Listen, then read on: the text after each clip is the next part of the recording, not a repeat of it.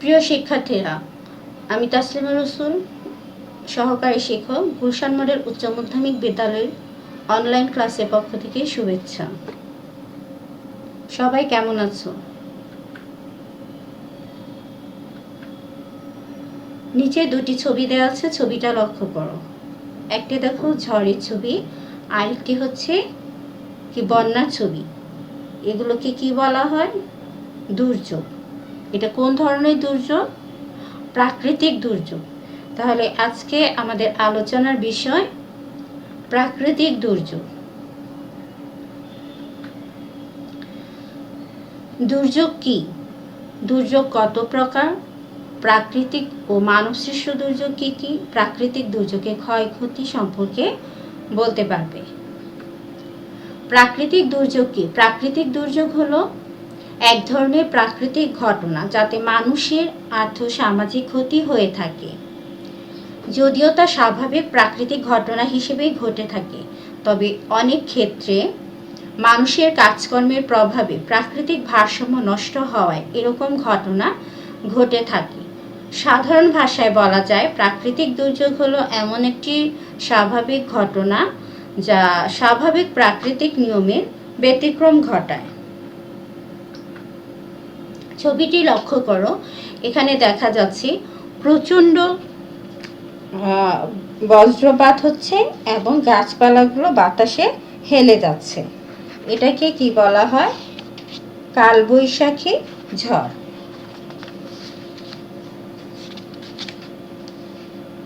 বা ঘূর্ণিঝড়।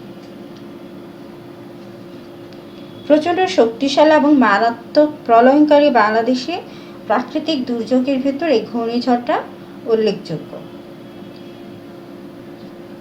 এই প্রাকৃতিক ঝড়টা কালবৈশাখী ঝড় নামে পরিচিত। এটা সাধারণত গ্রীষ্মকালে বেশি হয়ে থাকে।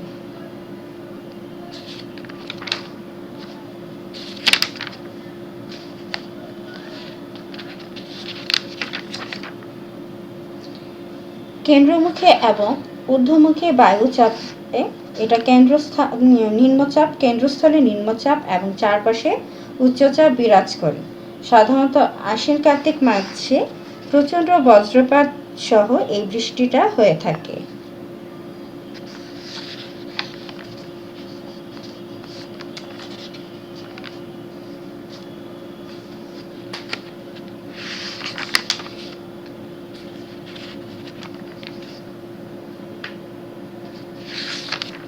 এই ছবিটা দেখো, এই ছবি দেখে কি বুঝতে পারছো? এখানে বন্যা দেখা যাচ্ছে, পানি সব কিছু প্লাবিত করে রেখেছে।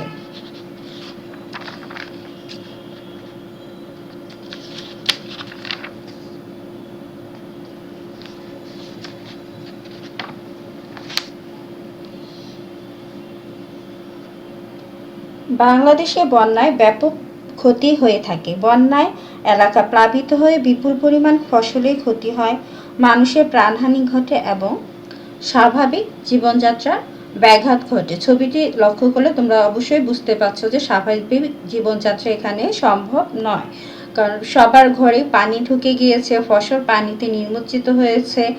এখানে ভালো ফসলও সম্ভব নয়। পশু পাখির জীবন বিনষ্ট হয় এবং সম্পদের প্রচুর ধ্বংস হয় অনেক। 2000 সালে 16টি জেলায় 1.84 লক্ষ হেক্টর জমির ফসল বিনষ্ট হয় এবং উৎপাদনের ক্ষতির পরিমাণ দাঁড়ায় 5.28 লক্ষ মেট্রিক টন।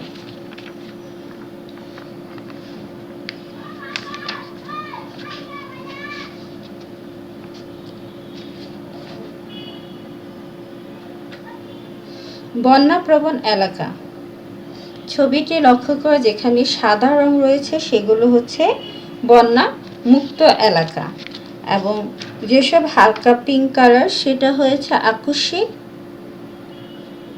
বন্যাপ্রবণ এলাকা, এবং যেটা নীল রং সেটা হচ্ছে মৌসুমি বন্যা প্লাবন এলাকা, আর যেটা হচ্ছে ইট কালার সেটা হচ্ছে তোমার উপকূলীয় জলোচ্ছ্বাস প্রবণ এলাকা।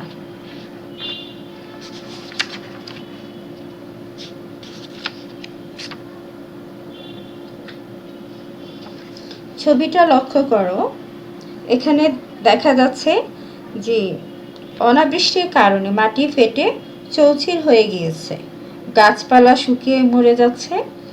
সাধারণত আমাদের দেশের উত্তরাঞ্চলে অনেক সময় খরা হতে দেখা যায়। খরা মোকাবেলা আমরা কয়েকটি পদক্ষেপ নিতে পারি, যেমন খরার আগে এসব অঞ্চলে কি করতে হবে, পুকুর এবং খাল খনন করতে হবে। সেখানে বৃষ্টির সময় আমরা কি করব, পানি ধরে রাখবো। দুর্যোগকালীন সময়ের জন্য শুকনো খাবার এবং নগদ অর্থ মজুত রাখবো। একইভাবে গবাদি পশুর জন্য খাবার মজুত করে রাখবো। গভীর নলকূপের ব্যবস্থা করতে হবে এবং ফসল চাষ খুব বেশি পানি দরকার হয় না। খরাপ্রবণ এলাকায় সেসব ফসল উৎপাদন করতে হবে। পানি ব্যবহারে সাশ্রয়ী হতে হবে এবং গবাদি পশুকে পুকুর থেকে দূরে রাখতে হবে। খরা কেটে যাবার পর কী করতে হবে, কৃষিকাজে রাসায়নিক সারের বদলে জৈব সার ব্যবহার করতে হবে। আগাছা এবং জঞ্জাল পরিষ্কার করতে হবে এবং এ সময় গভীর করে জমি চাষ করতে হবে। মাটির গভীরে শিকড় প্রবেশ করে এমন ফসল চাষ করতে হবে।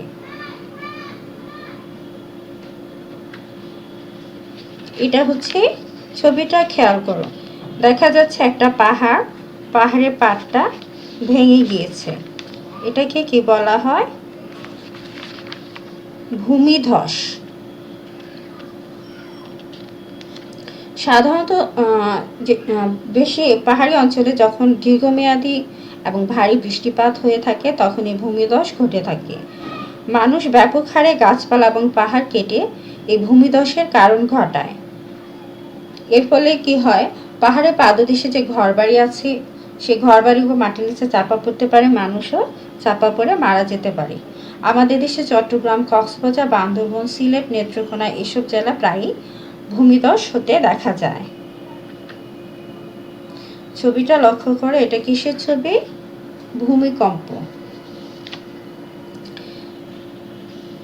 ভূমিকম্পের ব্যাপারে আমরা আগে থেকে কোনো সতর্ক পাই না, যার কারণে আমরা কোনো প্রস্তুতি নিতে পারি না। মানুষ কিছু বুঝে ওঠার আগেই ভূমিকম্প বলতে যা বোঝায়, ভূমিকম্প হলো যে ভূমিতে যে কম্পের সৃষ্টি হয়, ভূ অভ্যন্তরে উত্তপ্ত পদার্থ যখন বের হয়ে আসতে চায়, বের হয়ে আসতে পারে না, বা ভূ আলোড়ন সৃষ্টি হয়ে থাকে, তখন কি ভূপৃষ্ঠের উপর একটা কাঁপুনি বা কম্পনের সৃষ্টি হয়ে থাকে, সেটাই হচ্ছে ভূমিকম্প। যখন এই কয়েকটি ঝাঁকুনিতে পুরো এলাকা একটা ধ্বংসস্তূপে পরিণত হতে পারে, বা কোথাও মৃদু আকারে হতে পারে, আবার কোথাও ভূমিকম্প মাঝারি হতে পারে, আবার কোথাও বড় আকারে হতে পারে। এখন যে ছবিটা দেখছো এটা একটা বড় আকারে ভূমিকম্প। বাংলাদেশে ভূমিকম্প ঝুঁকি এলাকার ভেতর রয়েছে ঢাকা, সিলেট, রংপুর এবং চট্টগ্রাম। তোমরা মানচিত্রটা খেয়াল করো যে ভূমিকম্প জোন 1 হচ্ছে সব থেকে বেশি হয়ে থাকে, এখানে হচ্ছে 0.08 রিক্টার স্কেল, এবং জোন 2 হচ্ছে 0.05 রিক্টার স্কেল, এবং জোন 3 হচ্ছে 0.04 রিক্টার স্কেল। গোলাপিটা হচ্ছে সব থেকে বড় ধরনের, হলুদ রংটা হচ্ছে মাঝারি, এবং কম ঝুঁকিপূর্ণ এলাকা হচ্ছে সবুজ রং। এটা কি একটা পানিতে বা সাগরে প্রচণ্ড আকারের ঢেউ। এই ঢেউটা হয়ে থাকে সমুদ্র তলদেশে তোমার প্রচণ্ড অগ্নুৎপাতের, ভূমিকম্প বা অগ্নুৎপাতের ফলে, কিংবা অন্য কোনো কারণে ভূ আলোড়নের সৃষ্টি হলে ব্যাপক এলাকা জুড়ে যে ঢেউয়ের সৃষ্টি হয় সেটাই হচ্ছে সুনামি। সুনামি জাপানি শব্দ, এর অর্থ হলো সমুদ্র তীরের ঢেউ। এই সামুদ্রিক ঢেউয়ের গতিবেগ হচ্ছে ঘন্টায় 800 থেকে 1300 কিলোমিটার, এবং সুনামির কারণে জলোচ্ছ্বাসের সৃষ্টি হয়ে থাকে এবং এটা ভয়ঙ্কর গতিতে উপকূলে 10 কিলোমিটারের মতো ঢুকে পড়তে পারে। এর ফলে অল্প সময়ের মধ্যে ঘর বাড়ি, দালান কোঠা, রেলপথ, রাস্তাঘাট, বৈদ্যুতিক যোগাযোগ ব্যবস্থা, বাণিজ্য কেন্দ্র সব কিছু ধ্বংস হয়ে যেতে পারে।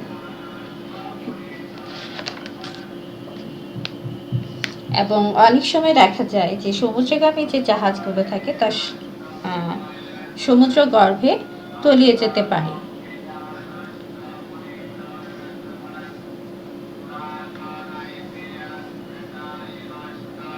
এটা হচ্ছে টর্নেডো। টর্নেডো হলো প্রচণ্ড শক্তিশালী একটা প্রাকৃতিক দুর্যোগ, যার কারণে মানুষ এবং জীবজন্তুর ব্যাপক ক্ষতি হয়ে থাকে।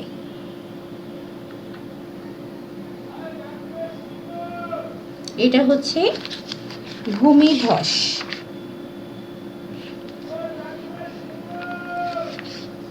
নদীর ভাঙন বা নদীর পার যখন বন্যার পানি বেড়ে যায়, স্রোত বেড়ে যায়, নদীর স্রোত বেড়ে গেলে নদীর তীরবর্তী এলাকার মাটি ভেঙে যায়, সেটাই হচ্ছে নদী ভাঙন। নদী ভাঙনের ফলে নদী তীরবর্তী এলাকার মানুষ, ঘরবাড়ি এবং গবাদি পশুর ব্যাপক ক্ষতি হয়ে থাকে। এ থেকে রক্ষা পাওয়ার জন্য আমাদের আগে থেকেই যখন দেখব যে পানি বেড়ে যাচ্ছে তখন কি করা উচিত, নিরাপদ স্থানে আশ্রয় নেওয়া উচিত এবং সেখান থেকে সরে যাওয়া উচিত।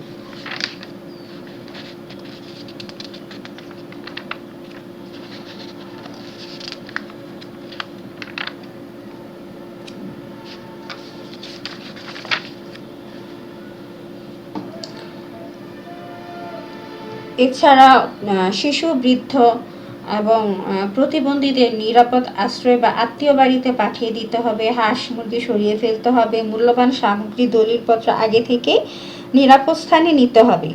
নদী ভাঙনের আশঙ্কা দেখা দিলে কি করতে হবে, সেখানে গাছপালা, শাকসবজি বিক্রি করে দিতে হবে এবং সবাইকে নিরাপদ স্থানে থাকতে হবে। নদীর পাড়ে কোনো কিছু নির্মাণ করতে হলে তা এমনভাবে নির্মাণ করতে হবে যা সহজে সরিয়ে নেওয়া যায়। নদীর পাড়ে এমন ধরনের গাছ লাগাতে হবে যাতে যেগুলোর শিকড় হচ্ছে মাটির খুব গভীরে চলে যায়। এছাড়া প্রতিনিয়ত আমাদের নদীতে চলাচলকারী বিভিন্ন জলযানের গতিসীমা নিয়ন্ত্রণ করতে হবে যাতে এসব যান নদীতে প্রবল ঢেউ সৃষ্টি না করে। নদী ভাঙনের উপক্রম দেখলে নদী অবস্থা পর্যবেক্ষণ করতে হবে এবং ক্ষতিগ্রস্তদের পাশে দাঁড়াতে হবে, বাড়িঘর নির্মাণে সহায়তা করতে হবে এবং বাঁধের ক্ষতিগ্রস্ত বাঁধে যেসব স্থানে ফাটল সৃষ্টি হয়েছে সেগুলো মেরামত করতে হবে।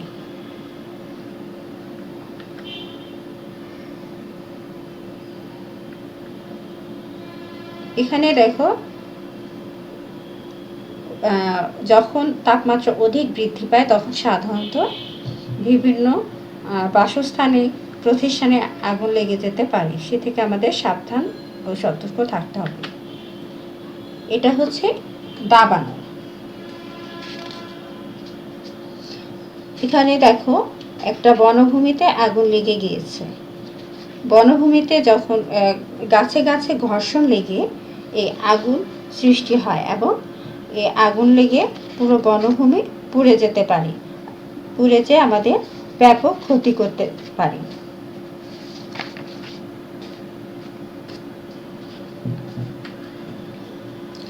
দুর্যোগ ব্যবস্থাপনা চক্র, এর 6টি ধাপ রয়েছে। 1 নম্বর হচ্ছে প্রতিরোধ।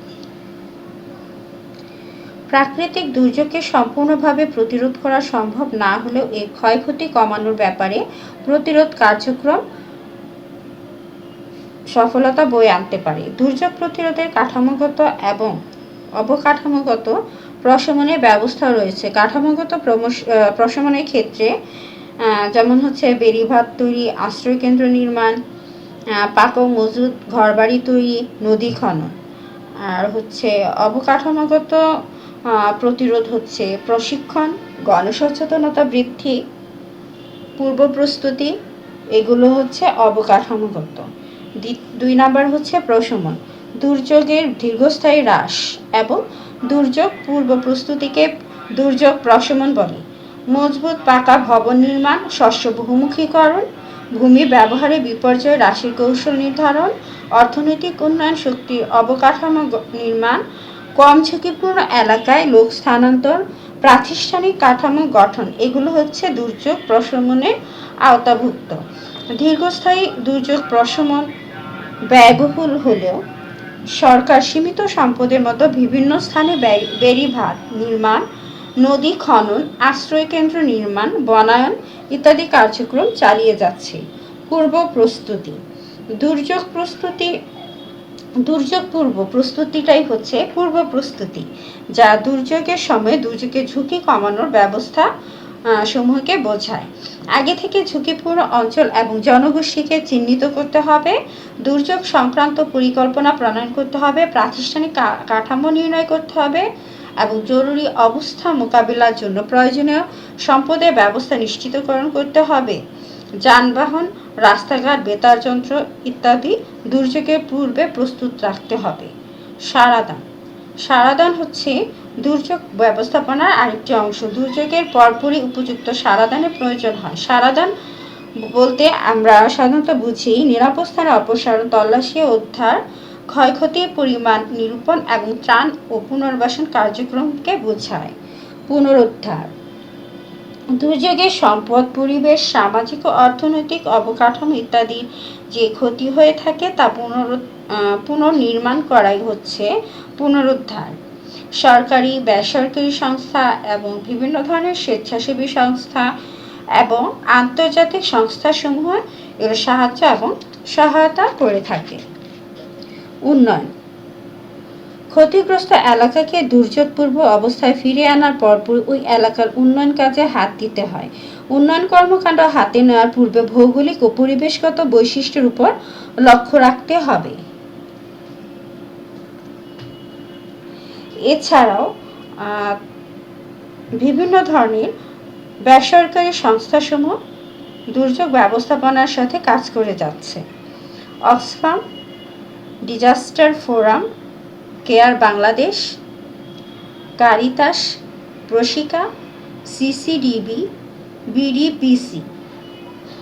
বিডিপিসি হচ্ছে বাংলাদেশ দুর্যোগ প্রস্তুতি কেন্দ্র, এগুলো বিশেষভাবে অবদান রেখেছে।